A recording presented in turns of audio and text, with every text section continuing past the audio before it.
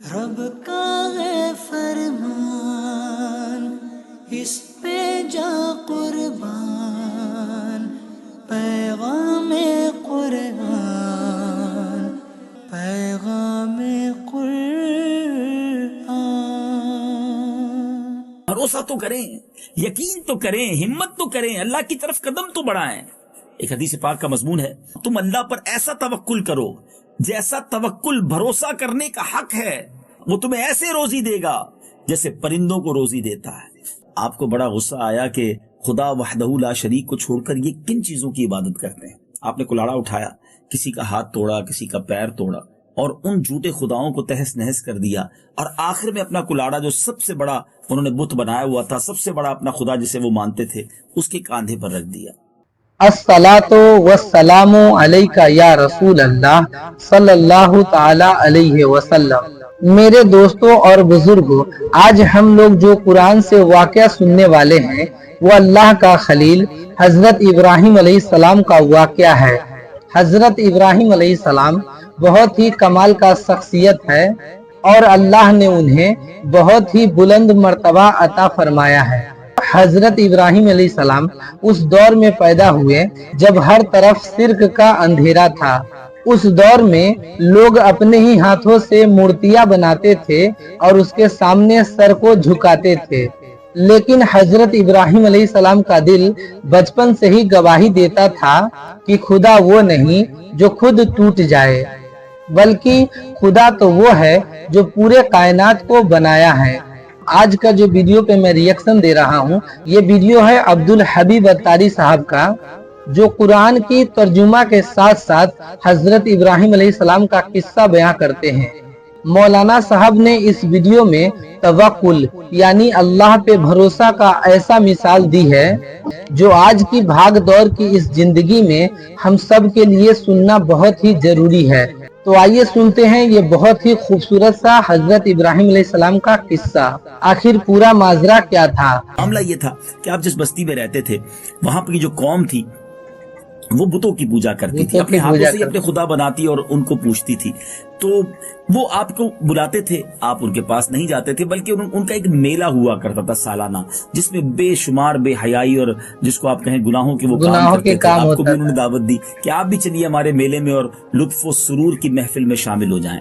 حضرت ابراہیم علیہ السلام نے ڈینائی کیا، منع کیا کہ میں اس طرح کی چیزوں میں تمہارے ساتھ شامل نہیں ہوں۔ ساری قوم کے لوگ چلے گئے۔ حضرت ابراہیم علیہ السلام ان کے اس بت خانے کے اندر گئے جہاں انہوں نے اپنے ہاتھوں سے ہی اپنے خداؤں کو بنایا ہوا تھا۔ آپ کو بڑا غصہ آیا کہ خدا وحدہ لا شریک کو چھوڑ کر یہ کن چیزوں کی عبادت کرتے ہیں۔ آپ نے کلاڑا اٹھایا، کسی کا ہاتھ توڑا، کسی کا پیر توڑا، اور ان جھوٹے خداؤں کو تہس نہس کر دیا، اور آخر میں اپنا کلاڑا جو سب سے بڑا انہوں نے بت بنایا ہوا تھا، سب سے بڑا اپنا خدا جسے وہ مانتے تھے، اس کے کاندھے پر رکھ دیا۔ یہ قوم کے لوگ واپس آئے میلے سے اور اپنے اس جس کو کہیے کہ عبادت خانے میں گئے اور حال دیکھا اپنے جھوٹے خداؤں کا، تو دل ملا گئے کہ یہ کون ہو سکتا ہے جس نے ہمارے خداؤں کے ساتھ یہ حال کیا ہے۔ بہرحال کسی فرد نے کہا کہ ہماری ہی قوم کا ایک نوجوان ہے جو ہمارے خداؤں کے خلاف بات کرتا ہے، وہ ایک اللہ کی بات کرتا ہے، اسی نے کیا ہوگا۔ آپ کو بلایا گیا اور آپ سے پوچھا گیا کہ یہ تم نے کیا ہے، اور جو انہوں نے کہا قرآن میں وہ الفاظ بھی موجود ہیں، آئیے قرآن میں وہ بھی سنتے ہیں۔ قالوا من فعل هذا بآلهتنا إنه لمن الظالمين۔ بولے کس نے ہمارے خداؤں کے ساتھ یہ کام کیا، بے شک وہ ظالم ہے۔ اب حضرت ابراہیم علیہ السلام کو اس قوم کے سامنے لایا گیا اور آپ سے پوچھا کہ اے ابراہیم، کیا تم نے ہمارے خداؤں کے ساتھ یہ سلوک کیا ہے؟ حضرت ابراہیم علیہ السلام نے اشارہ کیا کہ اس بڑے تمہارے خدا سے، اس بڑے بت سے پوچھ لو۔ کلاڑا تو اس کے کاندھے پہ رکھا ہوا تھا، وہ تمہیں بتائے گا کہ کس نے یہ کیا ہے۔ تو اب قوم کے افراد کہنے لگے کہ یہ کہاں جواب دیتے ہیں، یہ ہمیں تھوڑی بتا سکتے ہیں، یہ گفتگو نہیں کرتے، اللہ اکبر. حضرت ابراہیم علیہ الصلوۃ والسلام نے اب یہ خوبصورت مظاہرہ کرنے کے بعد گویا ایک پریکٹیکل کیا, ایک ڈیمونسٹریشن کیا, اور اس کے بعد زبردست تبلیغ کی. کیا شاندار الفاظ فرمائے, اور اللہ نے وہ الفاظ قرآن پاک میں عطا فرمائے. قرآن پاک کی اب سنیے گا پارہ 17 سورہ انبیاء آیت نمبر 66 اور 67. کیا شاندار انداز ہے حضرت ابراہیم علیہ الصلوۃ والسلام کو ان کو سمجھانے کا. قال افتعبدون من دون الله ما لا ينفعكم شيئا ولا يضركم اف لكم ولما تعبدون من دون الله افلا تعقلون.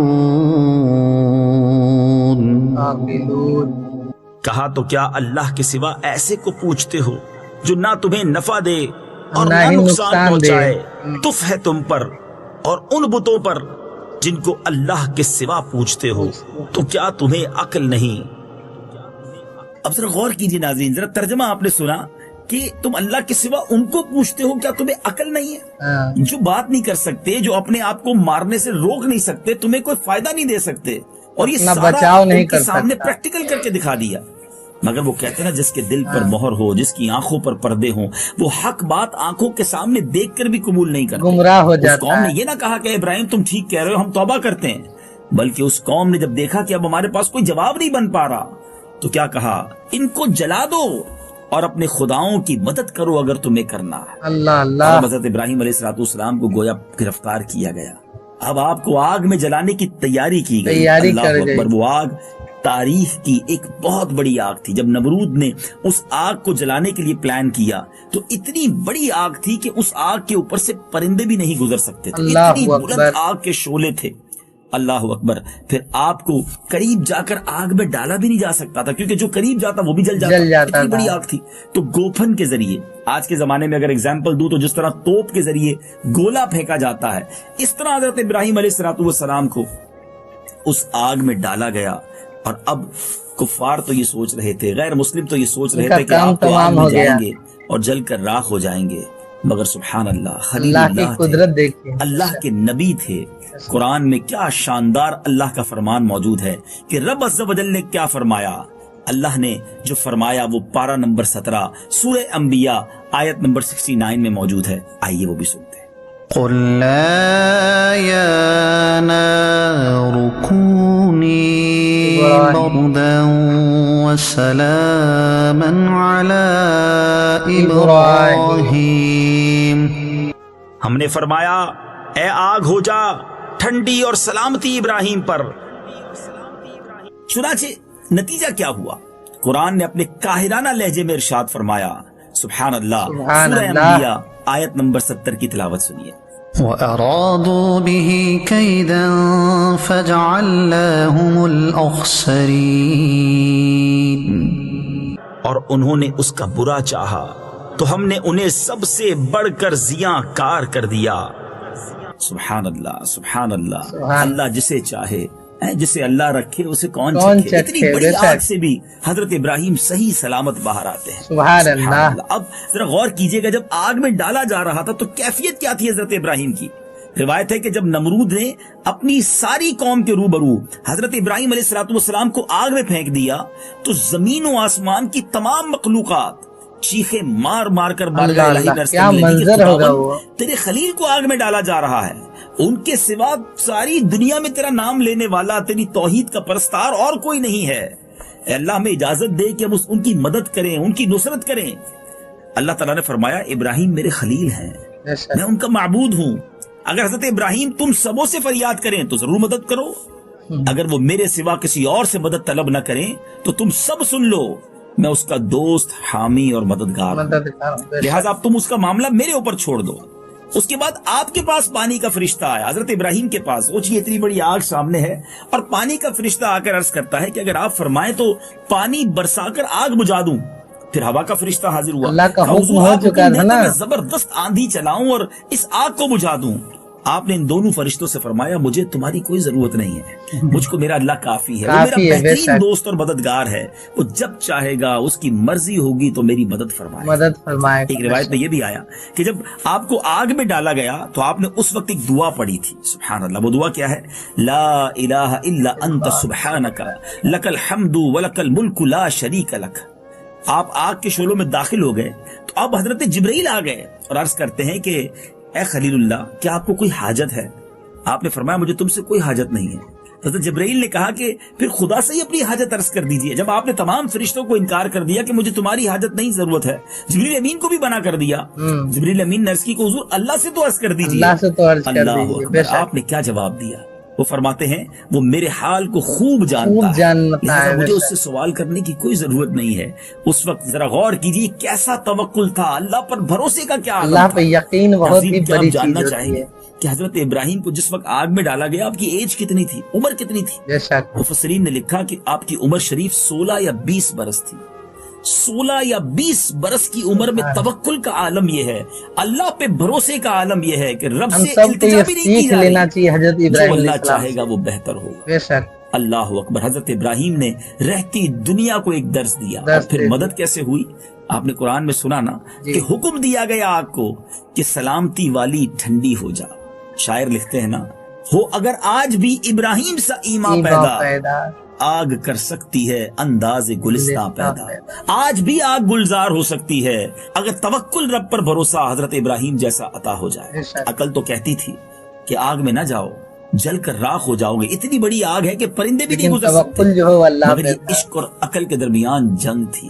کیا خوبصورت بات شاعر مشرق نے کہی نا کہ بے خطر کود پڑا آتش نمرود میں عشق، عقل تھی محو تماشائے لبے بام ابھی۔ سبحان عقل تو اللہ۔ سوچتی رہ گئی مگر عشق جو تھا وہ نمبر لے گیا، اور آپ نے اللہ کے بھروسے اس آگ میں جانا پسند کر لیا۔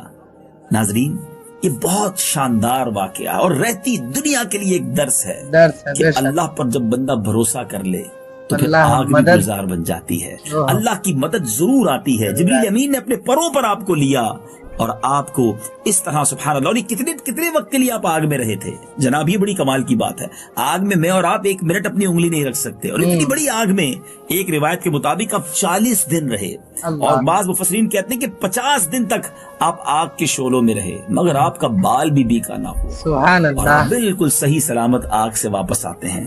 کاش یہ بہت ہی پیارا اس قصہ واقعے ہے۔ سے بہت سارے ناظرین، میں خود بھی اور ہم سب درس لیں، اللہ پر بھروسہ کرنا سیکھیں۔ بالکل آج بالکل۔ کل پرابلم یہ ہے ہمیں سب پر بھروسہ ہے، اللہ ہمیں رب پر ہی نہیں بھروسہ ہے۔ اللہ پر جب بھروسہ ہو جائے، اللہ کی طرف سے آزمائش آئے تو اس پر بھی صبر ہو۔ دیکھیں نا، حضرت ابراہیم کے پاس تو آپشن تھا، پانی کا فرشتہ، ہوا کا فرشتہ، جبریل امین آئے، مگر آپ نے کہا کہ نہیں، بلکہ آپ سے یہ کہا گیا کہ آپ اللہ سے تو مدد طلب کر لیں، آپ نے اللہ سے بھی التجا نہیں کی۔ یہ کتنا اوپر کا لیول تھا، توکل کا لیول دیکھیں کہ اللہ تو دیکھ رہا ہے نا، مجھے کیا ضرورت ہے کہنے کی، رب چاہے گا تو آسان کر دے گا، وہ امتحان لینا چاہتا تو اس میں بھی راضی۔ پنجابی شاعر کہتے ہیں نا، جے سونا میرے دکھ وچ راضی میں سخنو چلے پاواں، اگر میرے دکھ میں رب کی رضا ہے، میرا امتحان ہی مقصود ہے، تو پھر میں اس کے لیے بھی راضی ہوں۔ کربلا والوں نے بھی تو یہی کیا نا، کیا وہ دعا نہیں کروا سکتے تھے اپنے نانا جان سے؟ امام حسین اگر نبی پاک سے عرض کر دیتے، بی بی فاطمہ عرض کر دیتی، مولا علی عرض کر دیتے کہ حضور آپ کی دعا تو عرش پر براہ راست جاتی ہے، نبی پاک کی دعا قبول نہیں ہوگی تو کس کی قبول ہوگی؟ کہ حضور دعا کر دیں کہ کربلا میں امام حسین کو تکلیف نہ ہو۔ حالانکہ بچپن سے پورے مدینے کے لوگوں کو پتا تھا کہ امام حسین کربلا کے میدان میں شہید ہوں گے، مگر اس امتحان کے لیے بچہ تیار کیا جا رہا تھا، اس امتحان کے لیے گویا پرورش کی جا رہی تھی، اور یہ اللہ والوں کا طریقہ ہے کہ وہ آزمائش پر صبر کیا کرتے، اللہ پر بھروسہ کیا کرتے، اور اللہ پر جو بھروسہ کرتا ہے نا ناظرین، اس کی غیب سے مدد کی جاتی ہے۔ اور یہ میں نہیں کہہ رہا، اللہ وہاں سے رزق دیتا ہے جہاں تک بندہ کا گمان بھی نہیں پہنچتا۔ وَمَن يَتَّقِ اللَّهَ يَجْعَل لَّهُ مَخْرَجًا وَيَرْزُقْهُ مِنْ حَيْثُ لَا يَحْتَسِبُ وَمَن يَتَوَكَّلْ عَلَى اللَّهِ فَهُوَ حَسْبُهُ۔ خدا کی قسم، اس آیت کو جتنی بار پڑھیں اس کا لطف ہی کچھ اور ہے۔ مزہ ہی الگ ترجمہ کیا بنتا ہے؟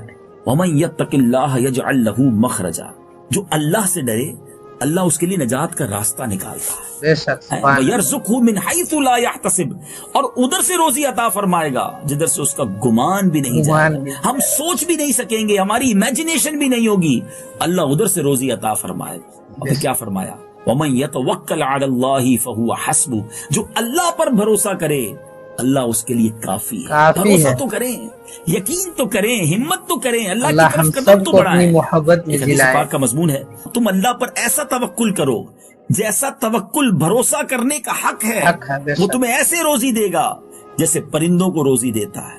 صبح سارے پرندے اپنے گھروں سے جاتے ہیں, اپنے گھونسلوں سے نکلتے خالی پیٹ ہوتے ہیں, مگر یہ کروڑوں اربوں پرندے شام جب اپنے گھونسلے میں آتے ہیں تو سب روٹی کھا کر اپنا پیٹ بھرا ہوا رہتا ہے. انہیں اللہ پر بھروسہ ہوتا ہے. کاش ہمیں بھی یہ بھروسہ ہو جائے. آپ نے کسی پرندے کسی جانور کو یہ فکر کرتے نہیں دیکھا ہوگا کہ آج کھایا کل کیا ہوگا. ان کو یقین ہے کہ جس رب نے آج کھلایا وہ کل بھی کھلائے گا. مگر ہم ہیں کہ ہماری کبڈز بھری ہیں, ہمارے فریج بھرے ہیں, ہمارے جیبیں بھری ہیں, ہمارے بینکوں میں پیسے پڑے ہوتے ہیں, پھر بھی ٹینشن ہوتی ہے اگلے سال کیا ہوگا, 6 مہینے بعد کیا ہوگا, 5 سال بعد کیا ہوگا, بچہ بڑا ہو جائے گا تو کیا ہوگا, بچی بڑی ہوگی تو شادی کا کیا ہوگا. ہم ایسا لگتا ہے کہ اسباب پر بھروسہ کر بیٹھے ہیں, مالک کے اسباب پر, خالق پر بھروسہ نہیں کرتے. اللہ پر بھروسہ کیجیے. جس نے پیدا کیا ہے نا وہی روزی دے گا. جس نے بچے عطا کیے ہیں وہی نہیں, بچوں کے معاملات بھی اسی کریم نے حل کر دینے ہیں, اسی نے ان کے نصیب اچھے کرنے ہیں. سب کا رزق دے کر بھیجا ہے دنیا میں. ایک خوبصورت آیت اور بتا دیتا ہوں. جب مصیبت میں ہونا, پریشانی میں ہو, اسے پڑھتے رہا کرے. شاندار وظیفہ ہے. اور بیسیکلی یہ حضرت موسیٰ علیہ السلام کے سامنے جو فرعونی تھے نا, حضرت موسیٰ علیہ السلام کے مقابلے میں جو فرعون تھا اس کی قوم کا ایک فرد تھا, وہ یہ جملہ کہا کرتا تھا اور اللہ کو اس کی ادا ایسی پسند آئی کہ قرآن میں اس کو شامل کر دیا گیا اور اس وجہ سے وہ عذاب سے بھی محفوظ رہا. اور وہ جملہ کیا تھا؟ وَأُفَوِّضُ أَمْرِي إِلَى اللَّهِ إِنَّ اللَّهَ بَصِيرٌ بِالْعِبَادِ. اس کا ترجمہ کیا ہے کہ میں اپنے کام اللہ کے سپرد کرتا ہوں, بے شک اللہ اپنے بندوں کو دیکھتا ہے. آپ بیمار ہیں نا, قرضے میں ڈوب گئے ہیں, کسی پریشانی کا شکار ہے, کوئی پرابلم ہے آپ کے ساتھ, اللہ کو سونپ دیجئے نا اپنے کام. یہ پڑھتے ہوئے سوچئے کہ یا اللہ میں نے اپنی ساری مشکلیں تیرے سپرد کر دی, میرے کام تیرے حوالے. یا اللہ تجھ سے بڑا کون کارساز ہے. اور پھر رب کریم کی مدد دیکھیں کیسی آتی ہے. ہم دنیا میں واسطے, راستے, سورسز ڈھونڈتے ہیں, اللہ کے آگے سر جھکا لیجئے. حضرت ابراہیم کا یہ واقعہ ہمت بڑھا دیتا ہے. کاش میں اور آپ اللہ پر سچا بھروسہ کرنے والے بن جائیں, ہمارے کام ہو جائیں, ہماری نیت ہم جو کرنا چاہتے ہیں وہ حاصل ہو جائے, پھر بھی اللہ کا شکر ادا کریں, اور نہ ہو پھر بھی اللہ کا شکر ادا کریں. کیونکہ اگر نہیں ہوا یہی میرے لیے بہتر ہو. اگر یہ ذہن بن جائے نا جو کام ہو گیا وہ بھی بہتر تھا میرے لیے, اور نہیں ہوا وہ بھی اللہ نے نہیں کیا نا وہ بھی بہتر ہے. کیونکہ اللہ اپنے بندوں پر بڑا مہربان ہے. ہماری ماؤں سے زیادہ ہمیں چاہنے والا ہے. 70 ماؤں سے زیادہ. آپ کی ماں ہمارے بارے میں کبھی غلط ڈیسیژن لے گی؟ اچھا ہی سوچے گی نا. تو اللہ تو ماں سے زیادہ چاہنے والا ہے. ہمت رکھیے. ہر چیز جو میں سوچوں میرے لیے اچھی ہے وہ ضروری نہیں ہے. اللہ جانتا ہے اور تم نہیں جانتے. قرآن میں رب نے فرمایا اللہ جانتا ہے, ہم نہیں جانتے. جب اس نے فیصلہ فرمایا تو یقین کر لیجئے, بھروسہ کیجئے, توکل کیجئے. اللہ توکل کرنے والوں کو پسند فرماتا ہے, انہیں غیب سے روزی دیتا ہے. تو کاش آج کے اس قرآنی واقعے سے میں بھی درس حاصل کروں اور آپ بھی درس حاصل کریں انشاءاللہ کہ اللہ پر بھروسہ کریں. مشکل آئے تو صبر کریں. دیکھیں قرآن میں کتنا پیارا وعدہ ہے صبر کرنے والوں کے ساتھ. اللہ فرماتا ہے ان اللہ مع الصابرین, اللہ صابروں کے ساتھ ہے. صبر کیجئے نا, مشکل میں ہے صبر کیجئے, انشاءاللہ اللہ کی رحمت آپ کے ساتھ ہو جائے گی, آپ کی مشکلیں آسان ہو جائیں گی. ہمیں اس کی پریکٹس بھی تو کرنی چاہیے نا, اپنی اور اپنے بچوں کی اس طرح تربیت کرنی چاہیے کہ ہمیں دنیا پر نہیں, اسباب پر نہیں, اللہ خالق کے اسباب, مالک کے اسباب پر بھروسہ کرنا ہے. کچھ لوگ سمجھتے ہیں کہ پیسہ ہوگا تو ساری مشکلیں آسان ہو جائیں گی, اگر پیسہ ہوگا تو بیمار ہوں گے تو اچھا علاج کروا لیں گے, پیسہ ہوگا تو مدینے چلے جائیں گے, حج پہ جائیں گے. لوگ یہ سمجھتے ہیں کہ مال ہی سولوشن ہے. یہ بہت بڑی بھول ہے ناظرین, جو یہ سمجھتے ہیں نا کہ پیسہ مصیبتوں کا حل ہے, غموں کا مداوا ہے. تو پھر کوئی مالدار بیمار نہ ہوتا, پھر کوئی مالدار غمگین نہ ہوتا, کسی مالدار کے گھر میں پریشانی نہ آتی, پیسے خرچ کرتا پریشانی دور ہو جاتی. پریشانی دور ہونے کا تعلق پیسے سے نہیں ہے. خوشی خرید کر نہیں لی جا سکتی. اللہ جسے چاہے خوشی عطا فرمائے اور جو چاہے غموں کے انبار کے تلے دب جائے. اللہ سے عافیت مانگیں. کچھ لوگ مال ہی کو سب کچھ سمجھتے ہیں. خوشی دینے والا, شفا دینے والا, برکت دینے والا رب ہے. اللہ پر بھروسہ کریں, مال پر, اسباب پر نہیں. اب یہ لوگ جو سمجھتے ہیں کہ پیسے ہوں گے تو حج پہ جائیں گے, مدینے جائیں گے, یہ ان کی بھول ہے. ہزاروں لوگ ایسے ہوں گے, کروڑوں روپے ہیں, ساری دنیا دیکھی ہے مگر مکہ مدینہ نہیں دیکھا. اور میں نے بھی اور آپ نے بھی کئی ایسے غریب دیکھے ہیں کہ جن کے پاس رہنے کو گھر نہیں ہے, لیکن مکہ مدینہ ضرور گیا, دنیاوی مال و اسباب نہیں ہے, مگر جب ان کا بلاوا آتا ہے تو وہ بھی مکے مدینے پہنچ جاتے ہیں. سبحان تو پتہ اللہ. چلا پیسوں سے مدینے نہیں جاتے, پیسوں سے حج نہیں ملتا. لوگ کہتے جسے ہیں پیسے اللہ ہوں گے تو توفیق دیتا ہے ڈاکٹر کو اسے دکھا کے حج علاج جاتا کروا ہے. لیں گے. اگر جناب پیسوں سے شفا ملتی ہوتی تو کوئی امیر جو ہے وہ اسپتال کے بستر پر ایڑیاں رگڑ کر نہ مرتا. جی آپ اگر یہ سمجھتے ہیں تو چلیں تھوڑا سا ٹیسٹ لیتے ہیں کہ کوئی بیمار ہو, دنیا کا بہترین ڈاکٹر ہائر کر لے, بہترین ہاسپٹل میں چلا جائے, لاکھوں روپے خرچ کر دے, اگر اللہ نے شفا نہیں دینی تو وہ بیمار ہی رہے گا. اور کوئی غریب ہے جس کے پاس دوائی کے لیے پیسے نہیں ہیں اور رات وہ سوئے اور اللہ نے شفا دینی ہے تو صبح بغیر دوائی کے وہ شفا یاب ہو سکتا ہے. تو پتہ چلا پیسوں سے شفا نہیں ملتی. ہم اصل میں اسباب کے چکر میں رہ کر خالق کے اسباب کو, مالک کے اسباب کو بھول رہے بھول جاتے ہیں. آج میں نے اور آپ نے یہ سیکھنا ہے کہ ہمیں اپنی گویا ایک طرح سے پریکٹس کرنی ہے, اپنے آپ کو توکل پر مضبوط کرنا ہے. ایک خوبصورت واقعہ سناتا ہوں. ایک بزرگ تھے حضرت احمد بن حرب رحمۃ اللہ تعالی علیہ, اپنے چھوٹے بچے کو کس طرح توکل کی تعلیم دی, کس طرح اس کو پریکٹس کروائی. سبحان اللہ. آپ نے اپنے بیٹے سے کہا کہ بیٹا جب بھی بھوک لگے, ایک گھر میں سوراخ سا بنا ہوا تھا, اس کے پاس آنا اور اللہ تعالیٰ سے دعا کرنا کہ یا اللہ مجھے کھانا دے دے, اسی سوراخ سے تمہیں کھانا مل جائے گا. اپنی زوجہ سے بھی کہا کہ جب بھی یہ وقت آئے دعا کا, آپ نے پیچھے سے جا کر اس سوراخ میں کھانا رکھ دینا ہے تاکہ اس کی پریکٹس ہو کہ اللہ سے مانگنا ہے اور اللہ دے رہا ہے. روز تربیت دیا جا رہا دعا ہے کرتے اور وہاں سے اسے کھانا مل جاتا. ایک دن آپ کی زوجہ محترمہ رضی اللہ تعالیٰ عنہ کہیں بیزی ہو گئی اور وہ وقت آ گیا دعا کا, کھانا پیش کرنے کا. اچانک جب لیٹ ہوئی, یاد آیا تو دوڑتی بھی پہنچی تو دیکھا وہ ننا منا جو بیٹا ہے وہ کھانا کھا رہا ہے. کہ بیٹا کھانا کہاں سے ملا؟ کامی وہیں سے جہاں جا کے اللہ کی بارگاہ میں دعا کرتا تھا, تو آج بھی روز ملتا تھا, آج بھی مل گیا. آپ کی زوجہ پریشان ہو کر آپ کے پاس آئی کہ آج تو کمال ہو گیا, آج میں کھانا نہ رکھ سکی, اس سے پہلے اس کو کھانا مل گیا. تو حضرت احمد بن حرب نے کمال کی بات فرمایا بس اب تمہیں کھانا دینے کی ضرورت نہیں ہے. بچے کا اب توکل اس لیول کو پہنچ چکا ہے کہ اب اللہ کی طرف سے براہ راست اسے رزق غیبی دیا مدد جائے. پہنچ رہی ہے. ذرا سوچئے ناظرین, یہ انداز تھا. اور ہم اپنے بچوں کو کہتے ہیں بیٹا پیسے ہوں گے تو ترقی کرو گے, پیسے بچا کے رکھنا ورنہ آگے نہیں بڑھ سکو گے, اپنے پیسے بچا لو دوسرے کا بیڑا غرق ہو جائے. نہیں, بچپن سے ہماری بھی اور ہمارے بچوں کی بھی یہ تربیت ہمیں کرنی اچھی ہوگی تربیت دینا کہ چاہیے اللہ اپنے پر اولاد بھروسہ کریں, اللہ سے مانگیں, اللہ سے محبت کریں, اللہ کے فیصلوں پر یقین رکھیں, پھر دیکھیں زندگی کیسی آسان ہو جاتی ہے. جو رب پر بھروسہ کرنے والا ہوتا ہے نا ناظرین, جس کو اللہ سے محبت ہو جاتی ہے, اس کو دکھوں میں بھی لطف آ رہا ہوتا ہے, وہ پریشان نہیں ہوتا ہے, اس کو لگ رہا ہوتا ہے کہ یہی میرے لیے بہتر ہوگا. کاش میں اپنی بات سمجھانے میں کامیاب ہو جاؤں اور خود بھی سمجھ جاؤں. اللہ مجھے اور آپ کو صبر کی توفیق دے, توکل کی نعمت نصیب فرمائے. اور یہ ہے قرآن. دیکھیں قرآن پڑھتے تو سیکھنے کو ملتا ہے نا, ہم پڑھتے نہیں تو معلومات نہیں ہوتی.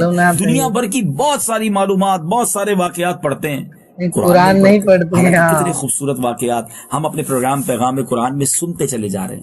تو امید کرتا ہوں ان واقعات کو سن کر یہ بھی ذہن بنائیں گے کہ اب ہم قرآن پڑھیں گے, انشاءاللہ سمجھیں گے. قرآن پڑھنے کے لیے سبحان اللہ اور سمجھنے کے لیے ایک شاندار تفسیر قرآن, تفسیر صراط الجنان موجود ہے.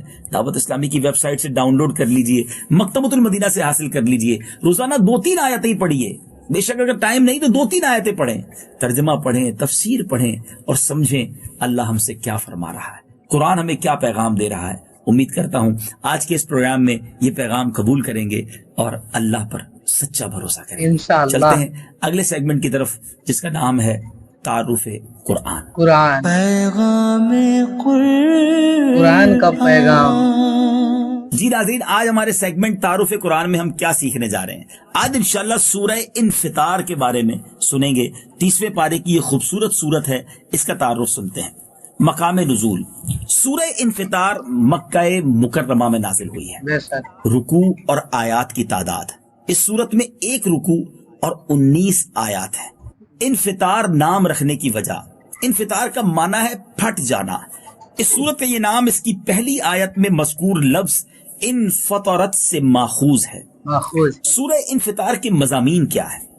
اس سورت کا مرکزی مضمون یہ ہے کہ اس میں قیامت کی علامات بیان کی گئی ہیں اور اس سورت میں یہ مضامین بیان ہوئے ہیں. نمبر 1, اس سورت کی ابتدا میں قیامت قائم ہوتے وقت کائنات میں ہونے والی ہیبت ناک تبدیلیاں بیان کر کے فرمایا گیا کہ اس وقت ہر جان کو وہ سب کچھ معلوم ہو جائے گا جو اس نے آگے بھیجا ہے, جو اس نے پیچھے چھوڑا. نمبر 2, انسان کو عطا کی جانے والی نعمتیں بیان کر کے اسے جھنجھوڑا گیا کہ کس چیز نے تجھے اپنے کرم والے رب عز و جل کے بارے میں دھوکے میں ڈال دیا, نیکی کرنے سے روک دیا. اس کا یہ مطلب کمال کی صورت ہے ناظرین، ہلا کر رکھ دیتی ہے۔ اگر انسان سورہ انفطار کو پڑھے، اس کا ترجمہ پڑھے تو آنکھوں سے آنسو نکلتے ہیں۔ تیسرے نمبر پر یہ بتایا گیا کہ ہر انسان پر کرامن کاتبین 2 فرشتے مقرر ہیں جو اس کے اعمال اور اقوال کے نگہبان ہیں، اور وہ اس کے تمام اعمال جانتے ہیں۔ نمبر 4، اس سورت کے آخر میں نیکوں اور بدکاروں کا انجام بیان کیا گیا اور قیامت کے دن کے احوال بیان کیے گئے۔ سورہ کو ہم اور آپ انشاءاللہ ضرور پڑھیں گے۔ اس سے پہلے جو سورت تھی سورہ تکویر اور اب سورہ انفطار، ان دونوں میں کیا مناسبت ہے؟ اس مناسبت یہ ہے کہ دونوں صورتوں میں قیامت کی ہولناکیاں اور احوال بیان کیے گئے ہیں۔ اللہ کریم سے دعا کرتے ہیں رب کریم ہم سب کو قیامت کی پریشانیوں سے، وحشتوں سے، گھبراہٹ سے محفوظ فرمائے، قیامت کی پیاس اور قیامت کی رسوائی سے بچائے۔ سیدی اعلیٰ حضرت کے اس شعر پر اپنے سلسلے کا اختتام کرتے ہیں کہ یا الہی ہر جگہ محشر سے جب بھڑکے بدن، دامنے محبوب کی ٹھنڈی ہوا کے ساتھ۔ مدنی چینل دیکھتے رہیے۔ اگلے پروگرام میں ایک اور خوبصورت واقعہ قرآن کا اور اس سے ملنے والا پیغام لے کر حاضر ہوں گے۔ اللہ تعالی ہم سب کے دلوں کو نور قرآن سے منور فرمائے۔ آمین۔ صلو علی الحبیب صلی اللہ علیہ وسلم۔ دوستو، اس ویڈیو میں مولانا صاحب نے ایک بہت ہی اہم بات کو صاف کر دی ہے۔ انہوں نے بتایا کہ حضرت ابراہیم علیہ السلام کا مرتبہ بہت ہی بلند ہے کیونکہ وہ اللہ کا خلیل ہے، لیکن میرے دوستوں اور بزرگوں، تمام رسولوں اور تمام نبیوں میں جو سب سے اعلیٰ اور افضل مرتبہ ہے وہ ہمارے پیارے نبی حضرت محمد صلی اللہ تعالی علیہ وسلم کا ہے۔ مولانا صاحب نے صاف الفاظ میں کہا ہے کہ اللہ تعالی نے حضرت محمد صلی اللہ تعالی علیہ وسلم کو وہ مقام عطا فرمایا ہے کہ جو اور کسی کو نہیں ملا۔ واقعی میں اس ویڈیو میں ہم نے سیکھا ہے کہ ہمارے نبی رسول اللہ صلی اللہ تعالی علیہ وسلم اور ان کے بتائے ہوئے راستوں پر ہی چل کر دنیا اور آخرت کی کامیابی مل سکتا ہے۔